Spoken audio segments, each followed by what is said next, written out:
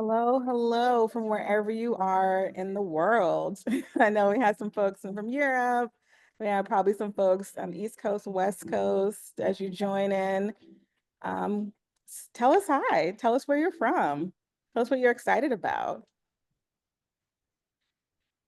Going to give folks another couple minutes before we jump in, but I'm really excited to have Linda and Kax here to share some really good content with you all.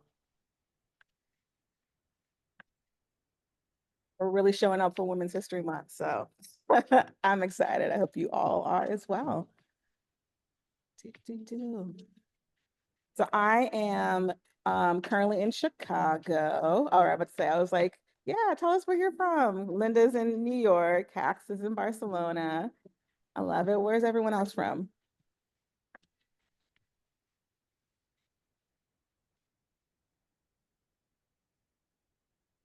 And then also let us know if you've interacted with Linda or Kax before. Do we have like current clients? Do we have like interested folks? How'd you find us? Ooh, Colorado in the house. Hello, Oklahoma. All right. I'm guessing some of y'all might have found us on Eventbrite. Thumbs up. Yep. Yep. Awesome. Okay. So I'm going to get started just so that we can turn it over to Linda and Kax and have them do their thing.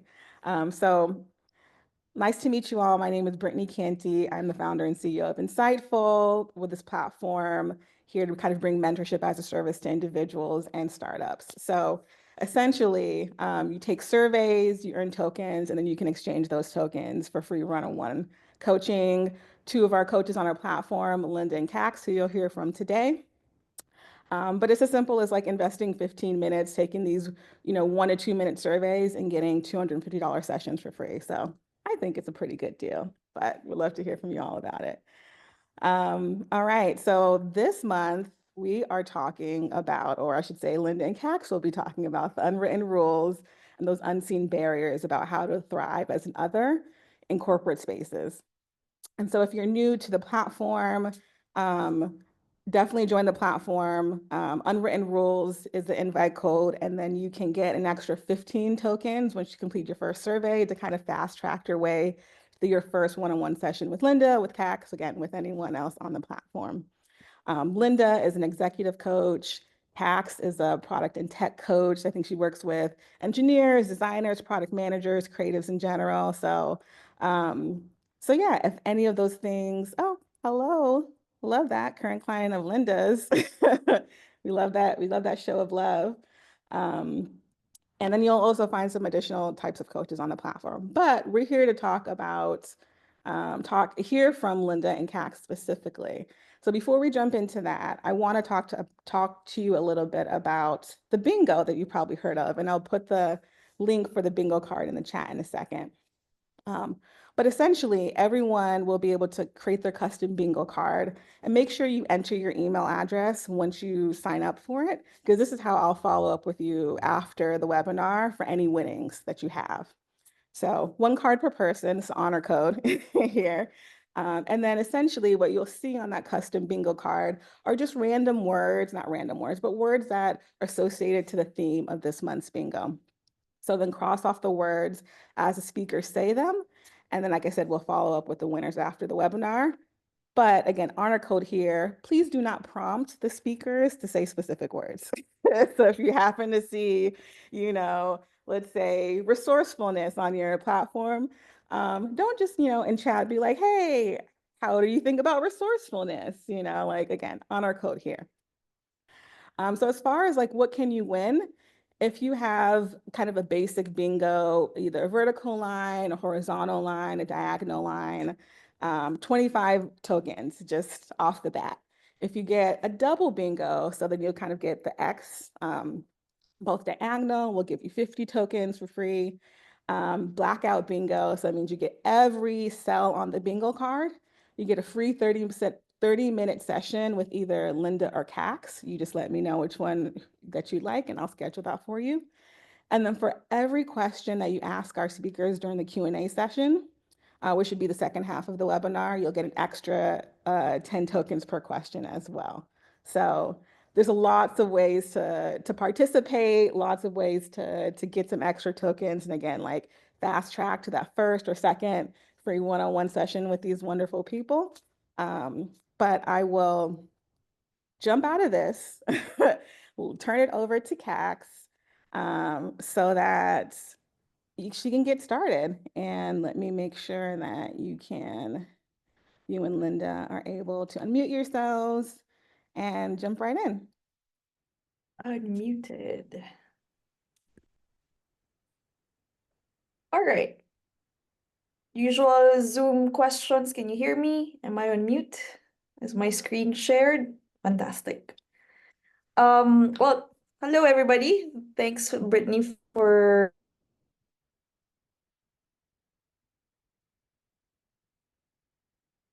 I think Kax froze. Yeah, it looks like it. Kax, can you hear us? Okay, I'll carry it on until she gets back. Hi everyone. Oh, Kax, there you go. what Go. happened? We can hear you. Good. Okay, I disappeared for a bit. But please continue, Linda. Oh, I just took the mantle. But hi everyone. I hope you can hear me clearly. Kax and I are super excited to connect with you all today. We've met a few times to prepare for this webinar, and it's been amazing just getting to know each other, right? She's across the pond, and it's been good talking about issues that concern us both, even though we're in completely different contexts. So I will start off by introducing myself. My name is Linda Kugblenu, and my career journey began when I moved from Ghana, West Africa, to the United States for high school. And so I did high school in New York City, attended college in Maine, discovered my love for travel and conducting research, graduated college, worked abroad for many, many years in different work environments, transcended different workspaces, leveled up in my career, won awards. But then in 2019, I had a reality check. So I essentially went through a life-changing open heart surgery, right? And although I knew the link between, stress, burnout, and your body, I was in this very hustle mode, hustle mentality. And I was just go, go, go, winning the awards, getting the promotions, advancing in my career. So this incident put a pause to my steps, right? It had me reflect on what I really wanted, where I wanted to go, and the need to really take care of myself in the work environment. But most importantly, it also birthed my coaching business, which is called Foreign at Work. And what I do through my coaching is really encouraging people like myself, advising people like myself to navigate the corporate environment, people who are equally ambitious, who want to win, who want to get the promotions, et cetera, et cetera. I help them based on my experiences and my knowledge to navigate the corporate space. So that's a little bit about me. Very excited to chat with you all further. And again, Kax and I have a lot prepared. So yeah, I look forward to the conversation. Kax, over to you. Thank you. I hope my internet doesn't glitch again like it did earlier. But hello, everybody. My name is Kax. I am originally from Philippines and I moved to Barcelona 10 years ago. So like Linda, my career journey started when I moved. And when I say start, it actually restarted. So I feel like I've been working for 20 years, but the last 10 years has been the most significant for me. It's when I started really feeling or understanding, I think I know what I want to do. But with that clarity, or the beginnings of a clarity, came barriers. And I think this is really the theme of our talk today: unwritten rules, unseen barriers. What were they and how they got between ourselves and the success that we were going for. In my case, there were many. When I wanted to move from Manila to Barcelona, the biggest barrier was a visa. Nobody really wanted to sponsor um, a relatively unknown product person with 2 years of product management in their belt, under their belt, and who needed visa sponsorship and a 6 months wait to fly them over.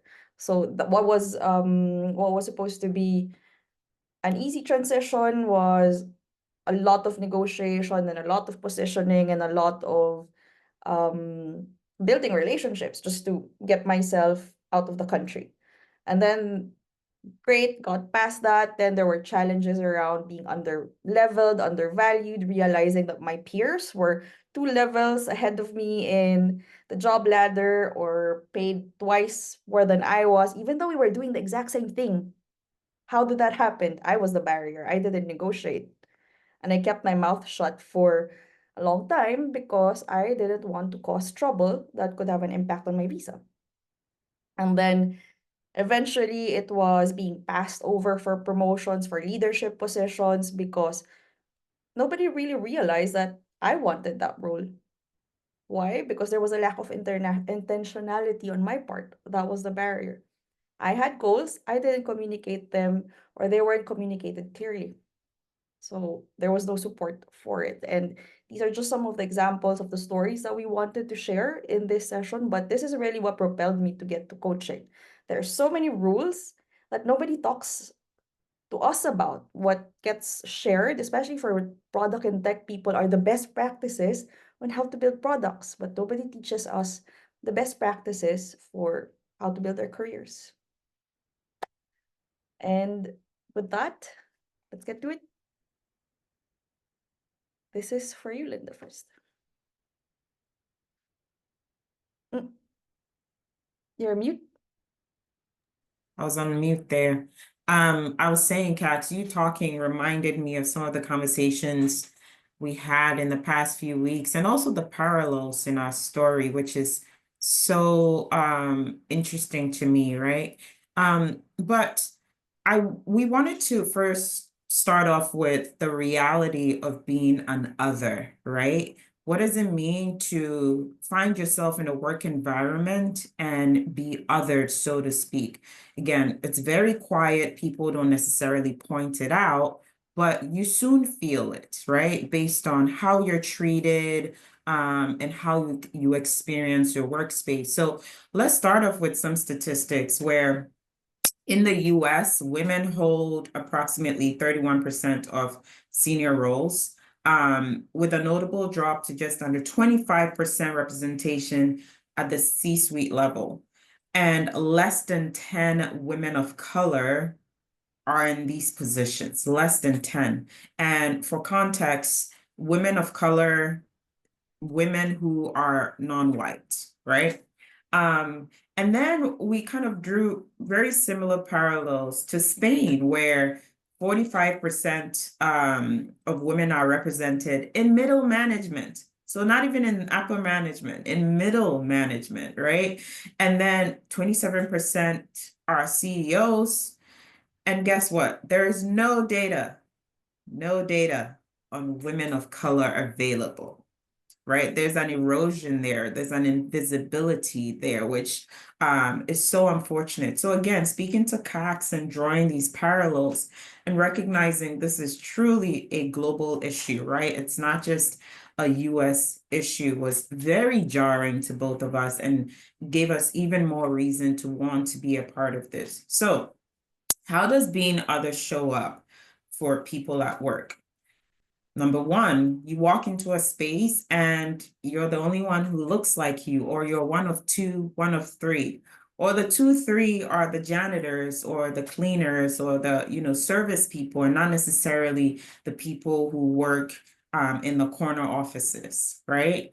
Number two, your models for behavior might not be the fit for your context. So the people who again, you work with and their value system, how they approach the work environment, those models may not resonate with you. Why? Because you come from a totally different background, you have very different experiences, and what's understood, right? What people do, what's natural to a lot of people around you, you can't connect with because it's just not who you are. So that can be very challenging for a lot of people as well. But it can also be that unique positioning that you need as an individual to thrive in a space, right? So I always talk about a person's unique value proposition and finding that, fine-tuning it and understanding it. And sometimes you being othered in a space or you being different in a space can be that one thing that you can leverage to position yourself for success. So we're going to talk more about it as we go through the presentation, how to do that. Before we go Yes. to the next slides, your comment about the people who look like you are probably the cleaners in the office made me remember an incident at work. Personal incident. It was right after the quarantine. We were now coming back to the office, totally voluntary. And I was in the common area where I was getting supplies for myself. I was getting a pen or a notebook or something. And then this guy comes up to me, super random, and just tells me, "Hey, the coffee machine is broken." And I just looked at him. "What do you want me to do with that information?" And he said, "So," then he just couldn't finish his sentence because he realized he wasn't supposed to be talking to me. But there were other people in that common area. But of course, the first person that he went to was me. And I make jokes about this now, but it's like every year since I moved here, there's always an incident of somebody mistaking me for not who I am. And it's sad that I can joke about it because it's so common. It happens so often that I need to find humor around it. Yeah, that is real. Yep. Thank you for sharing that. All right. On the next slide, Kax, Ah, so I continue. So going back to what Linda was saying earlier, like maybe we see all of these people doing things that don't really resonate with us. And the question is why? Why doesn't it resonate with us? Most of the time it's because we're taught different rules or some rules that were made explicit were really about having or molding us into to delivering predefined expectations, which is work, deliver. For example, keep your head down, focus on your work, take on extra work. And these are the kinds of things wherein when we do it, when we focus on our work, when we keep our head down, we do it because we think this is what's going to take us to the next step. But what it's actually doing is that it keeps us busy doing invisible work, not necessarily impactful work. And because we're busy, we don't have the time nor the space to think about, okay, what's the best way to position the impact that I've had. And even keeping your head down, it's really preventing us from confidently showing up to talk about, hey, look at this amazing thing that we found out that my team has delivered. Because you end up being afraid about ruffling feathers or stepping on other people's toes. But that just means that you're putting yourself in a box of you're great at delivery, but not necessarily ready for the next step.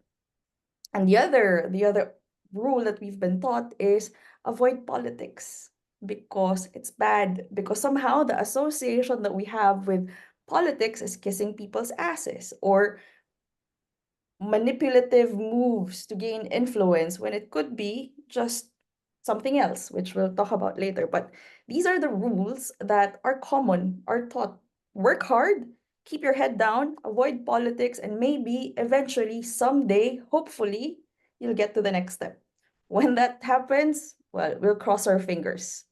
Hopefully, Kax, hopefully. Hopefully. But I did want to quickly add to the avoid politics comment, because that's very popular amongst women, especially where, we're taught to go into work, do what you need to do, and just don't engage in anything else.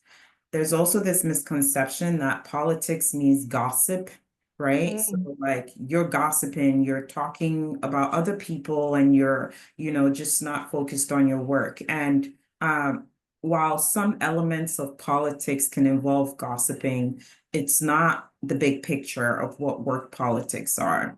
Bottom line, you cannot avoid politics, especially if you're looking to grow in your career.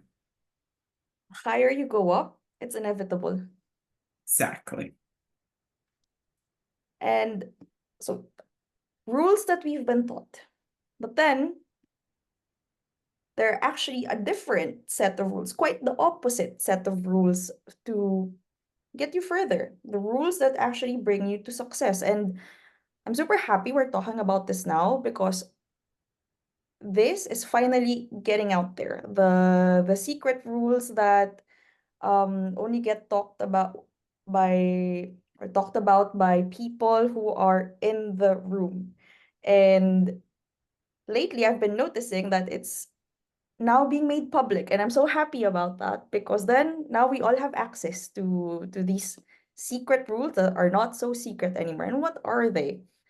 And there are four things, super simple in essence, but maybe not so simple when it comes to execution.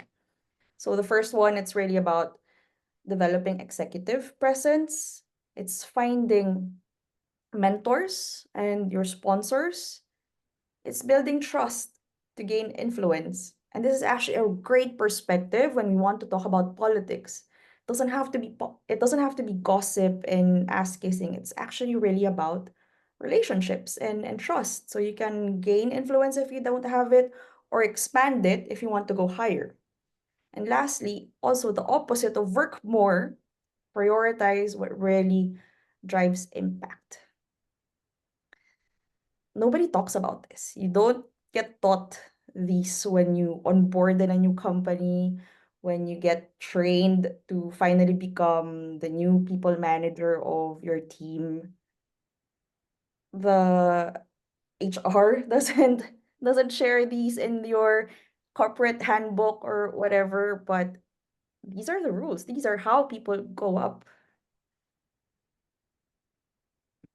But like I said, simple in essence, but hard in execution. It's not a switch that you can just flip and say, today I woke up and I have presence. There's still work to be done around this. And sometimes, especially when the transition is new, it can be jarring. When you're shy or you're an introvert, how do you walk around the office and start rubbing elbows with the big bosses? Or how do you how do you start talking about the impact that you've had when you've been taught your entire life to be humble? These are big changes in people's behaviors, but it doesn't mean they're impossible. The question then becomes, how do you engage with these rules while still maintaining your integrity, while still maintaining your values, while how do you make it natural for you so it doesn't feel icky? I'm pausing here, so I will invite maybe Linda, Brittany, even if you want to chime in and share something, because this was heavy. Yeah. How do you engage with these rules while still maintaining your integrity? That is a very important question to ponder, because I have witnessed a lot of people doing their best at trying to leverage these unwritten rules and just perform terribly at it, right? Just integrity at stake, and you can tell your coworkers who quote unquote try too hard, who just show up in spaces or make comments or say things just to be seen, but there's no real value or impact behind it. And it's part of what I do in my coaching, actually, where I help my clients really focus on developing these tools based on their unique value proposition of who they are. So it feels organic. So you don't feel like you're trying too hard or you have to be this completely different person in the workplace in order to get, I don't know, an extra 10% bonus, you know? So yeah, that's a very heavy question to ponder for everyone in this room. And sometimes, and this is the perspective sometimes that I argue with with my clients. The more authentic you are, the more that you're really connected with your real self and your values and the things that light you up. These things can actually feel easier to do because then you start doing things your way. But that means you need to get really connected with yourself. And for some, that part is the hard work.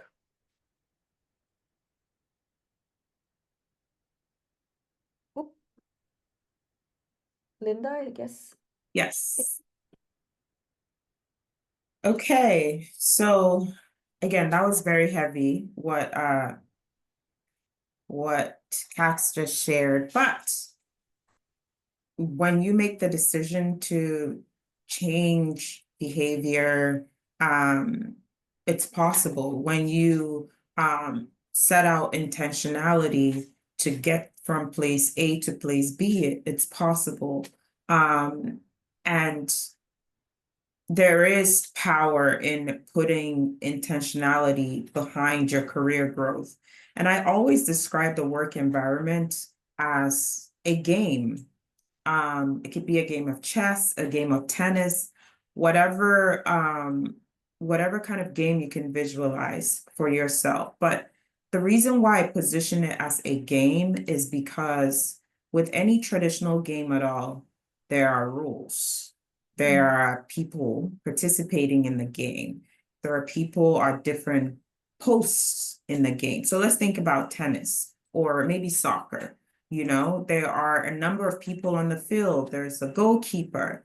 There is someone you run to when you need a water break. There's a coach.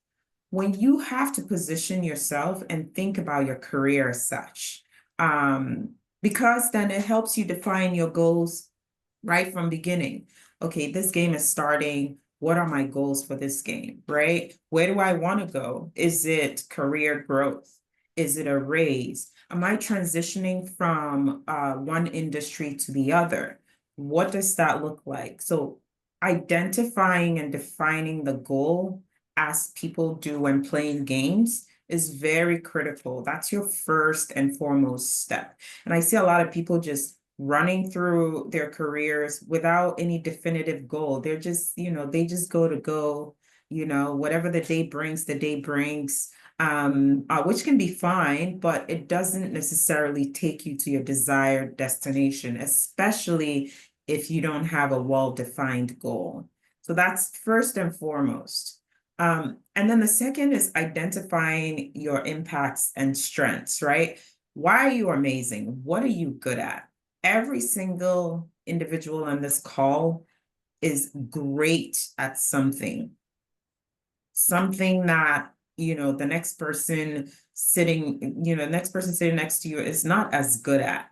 But to Kax's point earlier, really sitting with yourself and understanding who you are and bringing that out, right? That's how you're able to identify your strengths and where you can impact. For example, I very earlier on realized that I was a good people person. I can enter rooms and connect with people from all over. And this is something I picked up in college. which then informed the kinds of internships and projects that I did abroad. It also informed my career choices because then I ended up working at different global companies in different countries. And it takes having the skill of interacting with people seamlessly, right? Being able to engage with different people. When I realized I had that skill set, I leveraged it to my advantage. But if I didn't know that, it wouldn't have informed my movements and my career choices. So that's one example of really knowing who you are, the strengths you wield, and how you can leverage that to grow your career.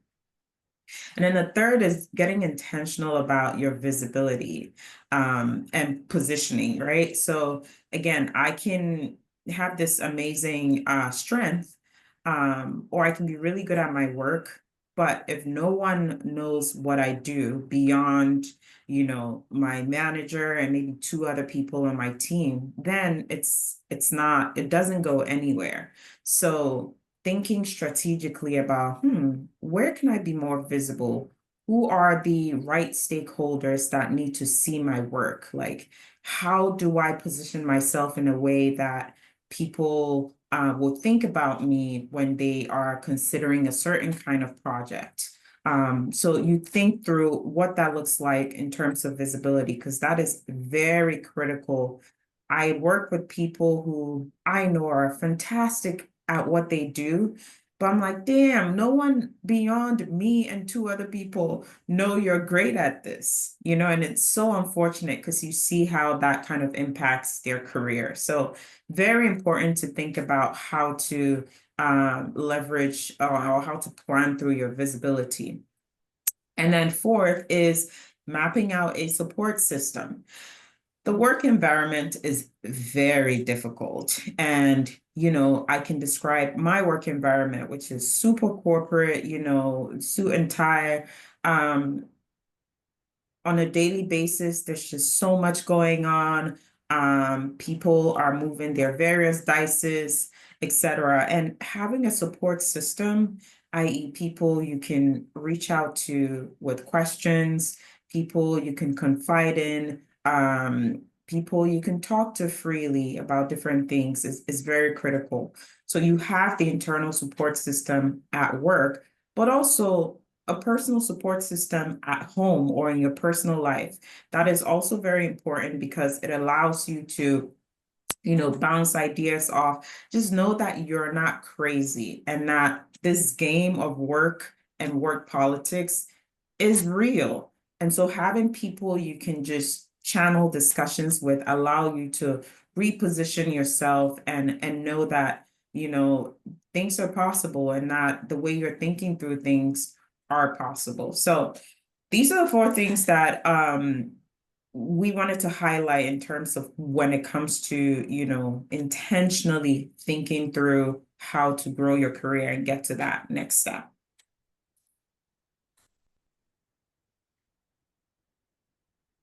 Okay, so recognizing when you need support. Now, this is one that Kax and I spoke at length on because, again, in both our experiences, we've met people who don't even know that, they need support, right? That something is wrong and that they need support. But we came up with a list that you all can think through in your unique situations. So stagnation, first and foremost. If you've been in a role for a very long time and you feel like, oh, well, after 2 years or 3 years on average, people elevate to the next level, but I'm still in this position, then there's something wrong, right? Then it's time to ring a bell. Ideally, you ring the bell way before you get to that point, but when you get to that point, you recognize there's something that needs to be done. Equally, when you're being overlooked for promotions, when you have people in your space who are being promoted and you feel like, well, why am I not being promoted, or what am I doing wrong? That's a red flag to look out for. Lack of visibility. Like I shared earlier, if you're in a workspace and you do your work really well but no one knows what you're doing, or no one, just you're not visible to the stakeholders, the people that need to see your work, then that's a red flag to think through.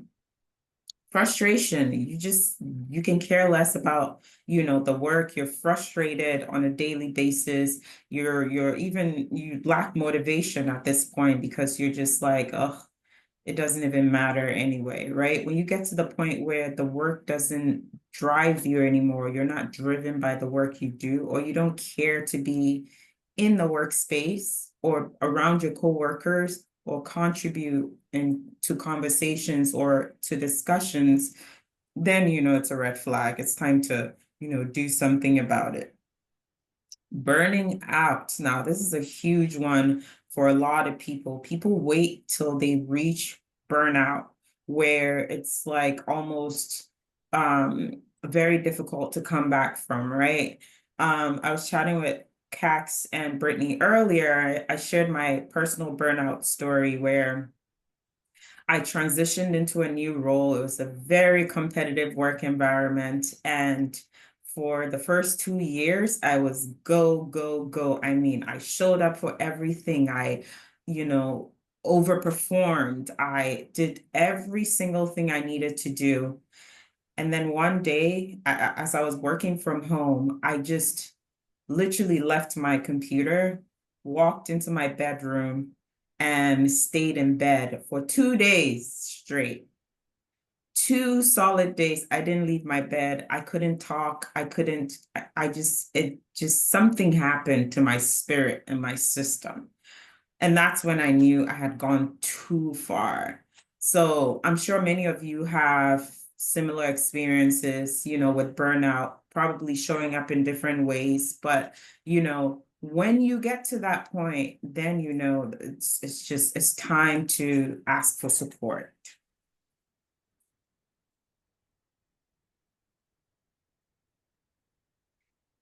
And in very competitive workspaces, asking for support can be hard for a lot of people because there are people who don't want to appear weak at work, right? It's like, oh, if I tell my manager, that I need to, or I need some time on this project, or if I ask for more time, then it looks like I'm not cut out for the job. And depending on your work environment, you're absolutely right. You might appear weak. But there are ways to, seek help. There are phrasings, there are just different approaches that you can take where it doesn't sound like you're incapable, but you're going to be respected for knowing when to say, okay, not now, but a little later. And that's what we're trying to communicate here, is that you have to ask for help when the time comes, and there are ways to ask for that help without appearing weak, especially when you're in work environments where everyone is type A, and showing up a certain way is how people move up the ladder. And so, yeah, my question to you guys on the call is, as you think through our conversation, and if you're not asking for help, why aren't you asking for help, right? So that's something you should ponder with your own personal situation. Why aren't you asking for help? What's the hurdle there? And that's something we can talk about further in our Q&A. And just to unpack the term support, because it can mean anything. It doesn't also have to be so formal or difficult to ask. And you can find support anywhere, everywhere. So what are the three kinds of support that we are calling out today? And there could be more, but just three for today as an example. The first one, mentors and coaches. So these are people who can actually guide you and advise you on both the operational things that you have to do, unblock you from your own beliefs and behaviors. They can help you full 360, let's say. And then you have the sponsors. Sponsors are people who can advocate for you behind closed doors. Um, one example or two examples for this that are quite common when you're looking for jobs. Who can help you just by saying to somebody, I vouch for this person, you should hire them. Or when you're looking for promotions, in those meetings, calibration meetings, when your managers are talking with each other, is there anybody who will be there to say, oh, you should promote this person? They're amazing. And if you can't think of anybody who can do that for you, sponsors are what you need right now. And then there are also allies and communities, people who can provide you with both emotional and strategic support. So, super specific examples, mentors and coaches can be also your managers, current and previous people who know what you're doing and what you're working on, or people who have been in the same role as you are. Sponsors, this is pretty much your company's leadership team, your managers' peers, your managers and their peers. Allies and communities, this could be functional communities inside and outside of your organization, like women in product if you're a product manager, women in data if you're in data, etc., etc. And maybe a homework, not an exercise anymore. I think this is you, Linda. Yeah. Unmute. There you go. Real quickly, right? We've shared quite a bit, and we just want to give you all a quick 3 minutes. I think it's important to pause for 3 minutes because we've gone through a lot of material. And just with your notebook and pen, just reflect quickly on your career goals, right? Write down who in your network can serve as a mentor, sponsor, or ally. And if you don't have these people yet, you brainstorm on how to find them. So again, it's 3 minutes. We're giving you this space, and it's something that obviously will take a lot more time to do, but we want you to start with us in these 3 minutes and see what you can put down. Actually, Linda, I think we're gonna need to pivot because I just saw a message from Brittany in the chat that we only have what now We 3 minutes since she sent that message. So we're gonna have to Okay. pivot in the sense of peeps, please take this as a homework. Okay, But that's perfectly fine. Yes, homework, but make sure you do your homework, please. yeah, you know you're talking to coaches when we're giving homeworks, even Yes, on a webinar. yes. Okay, so then we can move forward then to the next slide. All right. So now putting everything together, we've told you about the rules, the unwritten ones that actually um bring you to your next step. We've talked to you about the importance of being intentional and not you don't have to do this alone. All of this together allows you to, well, break the rules strategically or make it work for you according to your context, your values, your ambition, because when you understand the rules, then you can start breaking them. It's easier to break them, or it's easier to shape them according to how you want.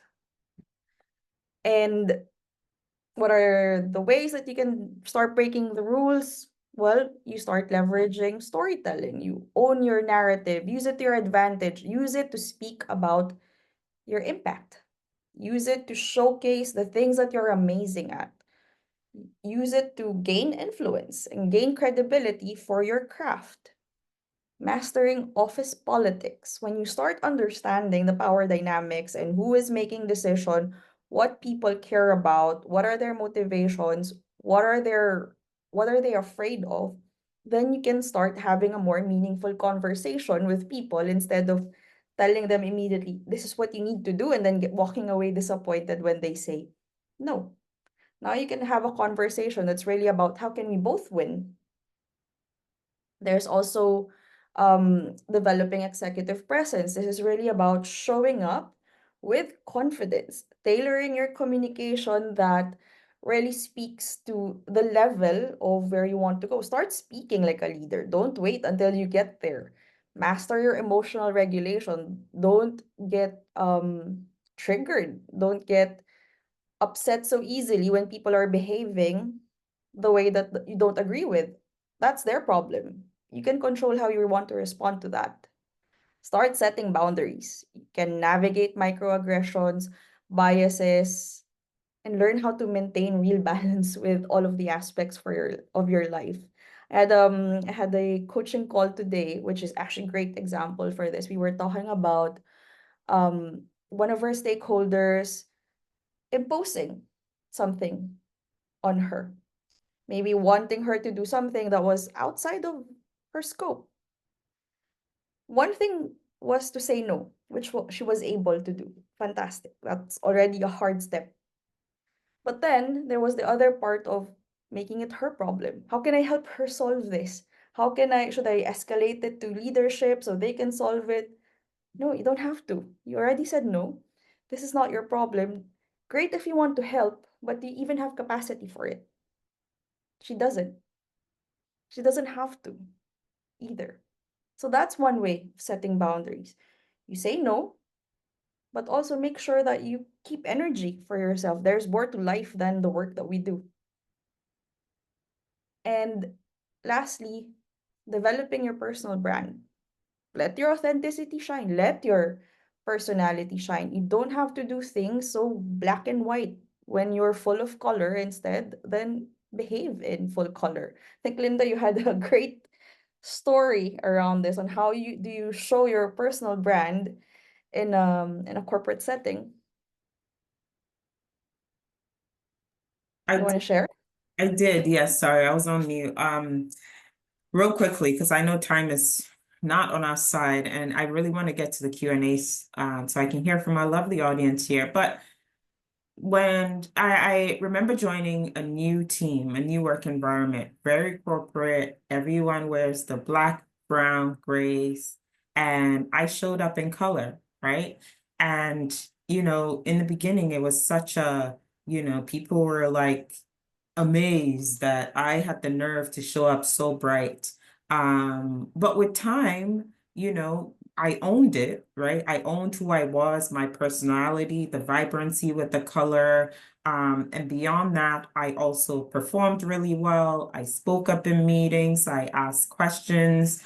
And so while it was different in terms of how I appeared in the space and what the norm embraced, I still stood out. My personal brand stood out visibly, but also through how I communicated and showed leadership through conversations and etc. So your personal brand is yours. And it's your personal brand. It has to be different from everyone else's, right? And for me, it showed up physically in how I presented myself, but for you, it might be different. And that's something you need to think through and explore for your individual case. Yeah. So when we actually speak of rules, these are not rigid to-dos for how you should show up and how you behave. It's really helping you focus on what does impact. What should you prioritize so you can show up as the leader you're supposed to be? And how should you behave? How should you behave that allows you to start stepping into that leadership, for example, and not waiting to be told that these are the things that you can do. It's not about completely behaving like a different person, it's actually being more yourself. And, oh, and lastly, some last inspiring words from Linda. Hey, again, we're very, very fortunate, Kax and I, to be on this webinar and to chat with you about our individual experiences. And if nothing at all, what we want you to take away from this webinar is that you belong here, right? Whatever that here is for you, in whatever space you occupy, you belong there. You worked really hard to get to where you got to, and you just need to be intentional about what that experience will look like for you.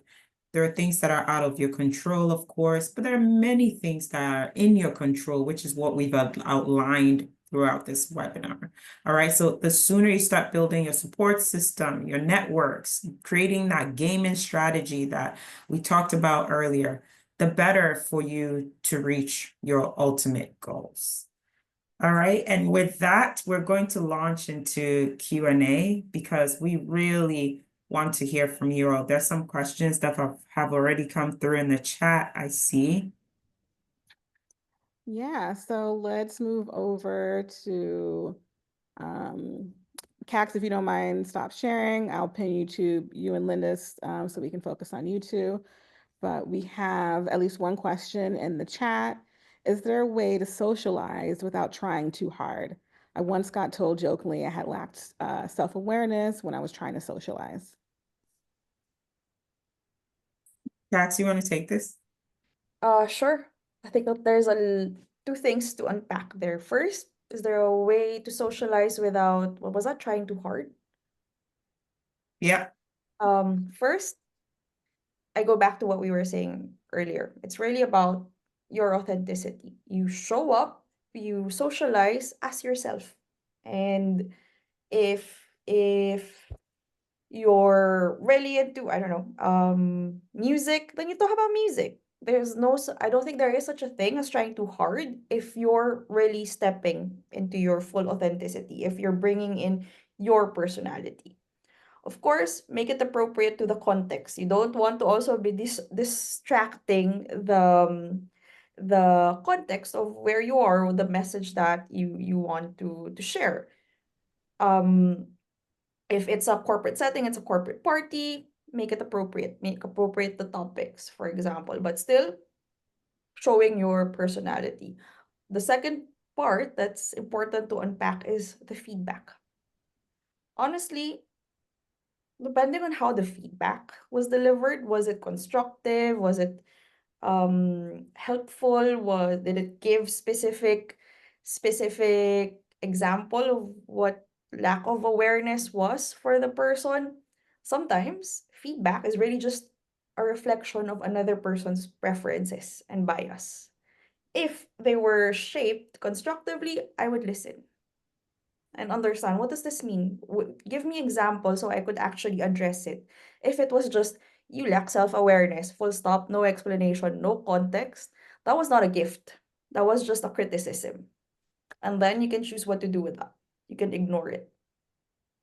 Then you can go maybe ask somebody you trust better for feedback on this. But first, show up. And also, since it's a networking, it's a relationship building, come there with genuine interest towards the other person. It makes the flow so much easier. There's no awkwardness when you're there to really build a connection instead of positioning yourself immediately with that goal being in your head. Awesome. All right, so for our next question, how do we go about finding sponsors? Linda? Well, that's a good one. So in almost all corporate settings, and not just corporate as in suit and tie, because I see someone has also mentioned being a nonprofit in the chat. In all settings, you need sponsors. How do you go about finding them? With sponsors, it's tricky because it's not like you're necessarily walking up to someone and saying, hey, please be my sponsor, right? It usually happens organically when, and that's why, again, visibility is very important, where people are aware of the work you do, what you bring, and by people, I mean the people that matter, right? The people that need to see the work that you do and what you bring. And because they have that awareness, in a closed door meeting, they can bring your name up without you even knowing. There are some sponsors, though, who tell you straight up, Linda, I like what you do. I want to be your sponsor. I've had that experience where the person told me outright. But for the most part, with sponsorship, which is very different from mentorship. Mentors, you can reach out to a person and say, please be my mentor. But for sponsors, the majority of it lies on you being visible in terms of who you are, what you do, how you bring value, and then they go on to vouch for you in spaces. So some of the vouching happens without you even knowing, but in some cases, they also let you know that they're on your team and they want the best for you. Awesome. All right, so we have two more questions, and I want to be respectful of everyone's time. So we'll try and get them in 2 minutes each. So my job is odd and values vulnerability. We work at a nonprofit. Any advice on defining the line of acceptable vulnerability? Oof, this is tough. And I'm gonna go with a tried and true answer as a product manager. It depends.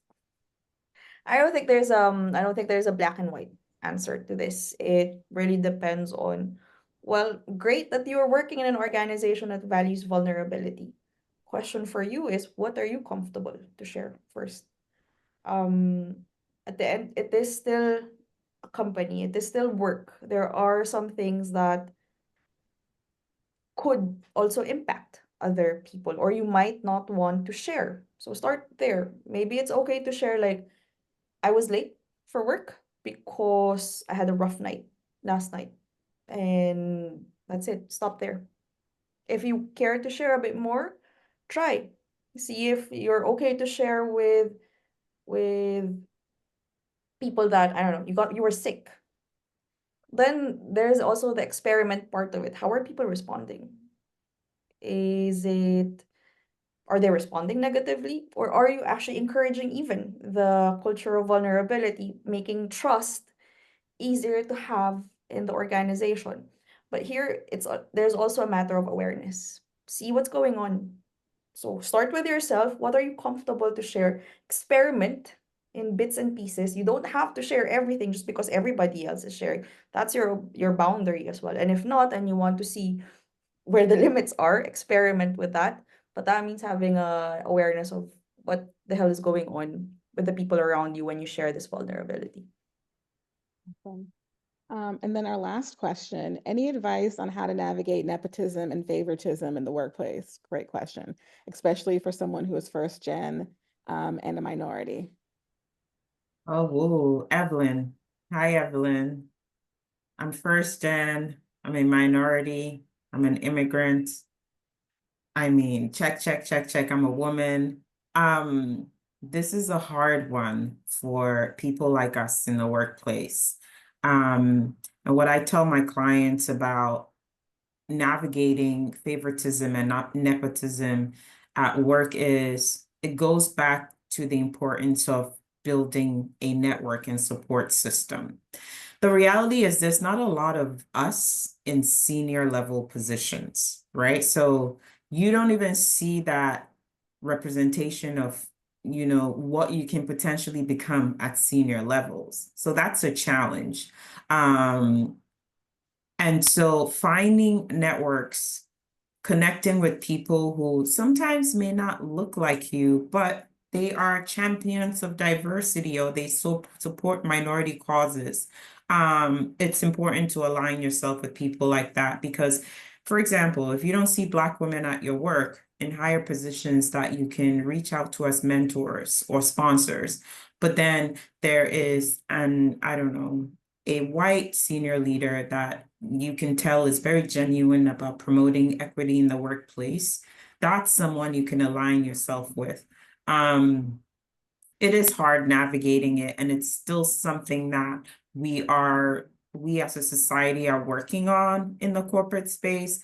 But alignment is key because those are the people that will give you advice, help you navigate the space, but also mention your name in rooms when you're not there because they have some kind of personal relationship with you. They know who you are beyond the day-to-day work, and that's what you need.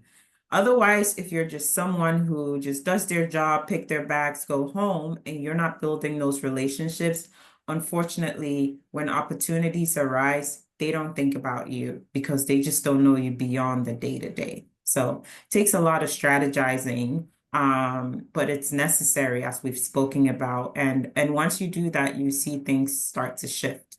It's still difficult though. It's a hard work environment for people like us.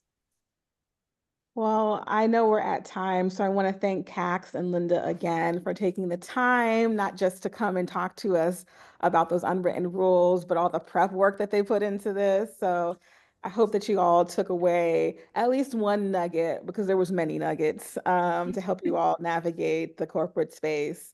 And then continue the conversation as well. Or, like I live in startup because some of the things in corporate, I just don't want to, go with, but I think to each their own.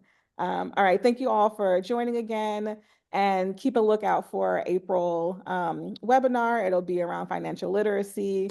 So it'll be really exciting. We do these once a month. So follow us on all the socials, and we'll just let you go. Have a great day, everyone. Thanks so much for your time. Thank you all so much. Thank you for joining. Bye. Bye.